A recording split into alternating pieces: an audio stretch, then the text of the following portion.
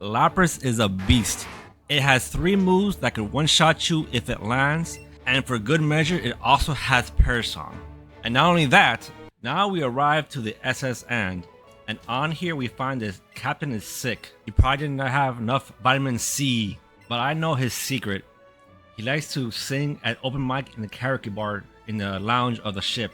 His stage name is Sailor Swift. To keep his secret, he teaches us his secret technique, then he kicks us off the boat. With his technique, now we could cut bushes along our ways, like the one in front of the gym here. Now we're ready to fight Lieutenant Surge. He is our 3rd gym leader and uses electric types. Now before this match, I grounded out Drowsies to level up my Pokemon. So don't sleep on Drowsies, they really help in the early game. As you can see, my Pikachu is a level 45 and his Raichu is a level 26. After this gym battle, we need to go through Diglett's cave all the way through, and we'll find a house at the end, and that's where we'll pick up our next secret move, which is Flash. We need that to go through Rock Tunnel. I'm just going to fast forward to the next part, which is at Cerulean City. Here's more facts about Lapras. Lapras was designed after the Loch Ness Monster. This Pokédex entry says it likes to carry Pokemon and people on its back, which is no wonder because throughout the generations, it's always been used as a surf Pokemon. In Kalos and Alola, they had a special animation just for Lapras when it's surfing. Lapras is also one of the few Pokemon that had a G-Max form in Pokemon Sword and Shield. So that's why I think Lapras will have a Mega Evolution in Legends ZA. And like I mentioned in the intro, Lapras has 3 moves that will knock you out in one hit: Sheer Code, Fissure, and Drill Run.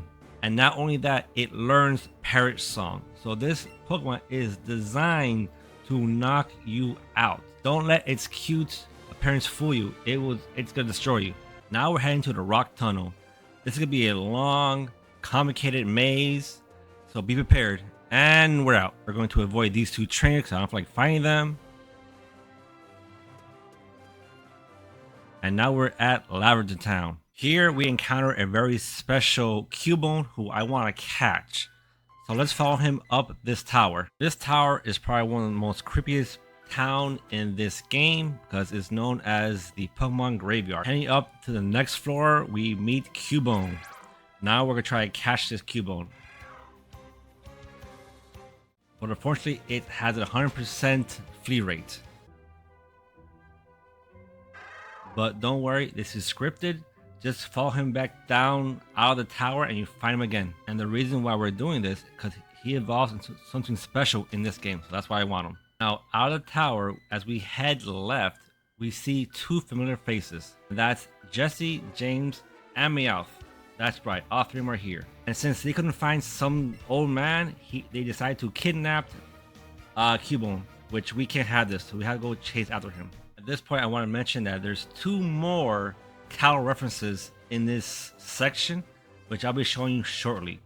But we need to go to this next city to find Brock, and Brock will give us some items. So now that we can travel to our next destination to find our next Cal's reference. So we get a T from Brock. Heading back from the area that we just came from, instead of going down, we'll head right through this main section, this main tunnel.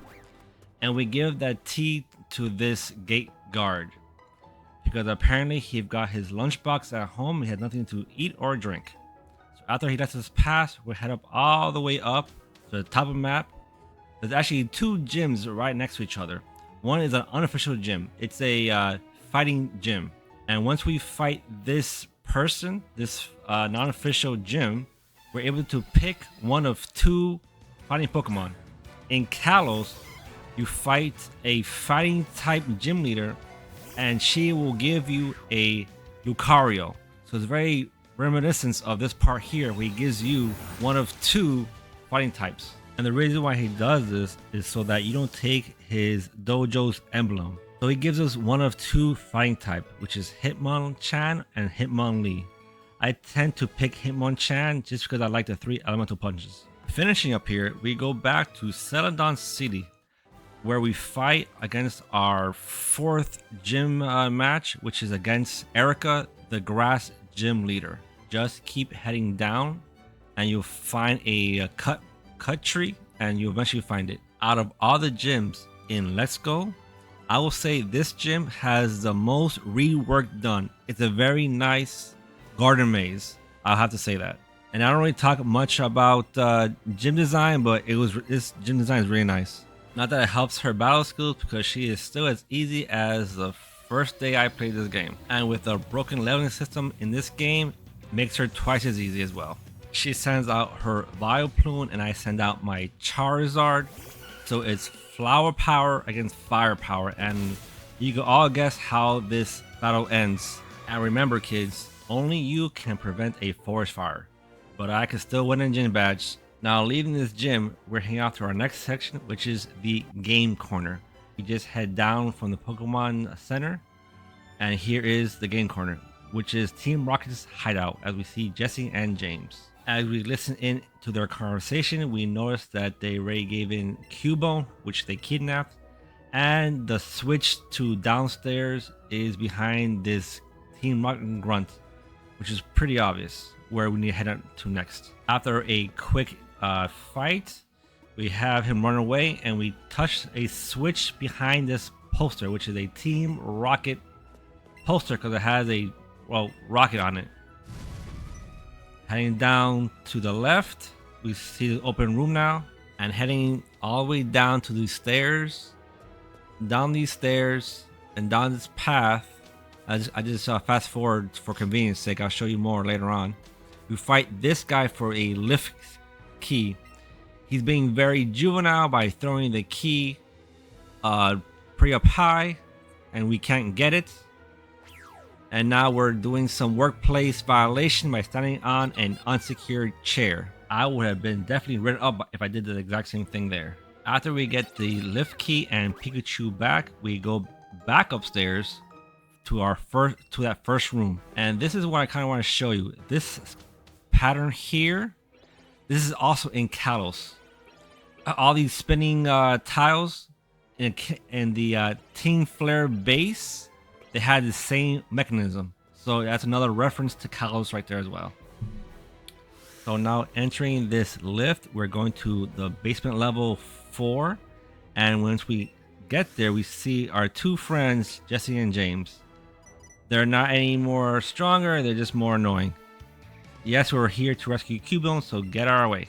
And as they flee, now we face off against the boss in this section, which is Giovanni. And we want him to release a Cubone. He calls us an amusing child, and I don't know why, because what's amusing is his cheap coat. So I don't know why he's laughing at anybody. This is the first time I'm mentioning this, but Pikachu doesn't actually learn Double Kick.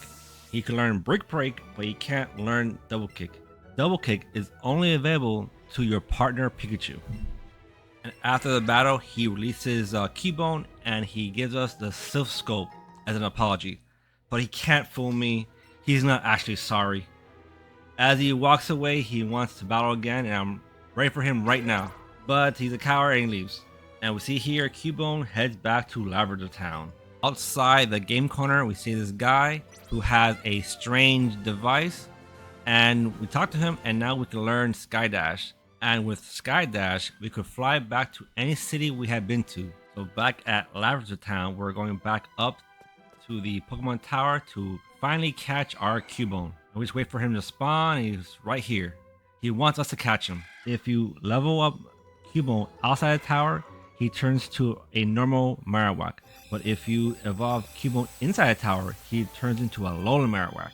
If you guys want more Kalos connections to Kanto, click on the videos you see on the screen. I'll see you in the next one. Peace.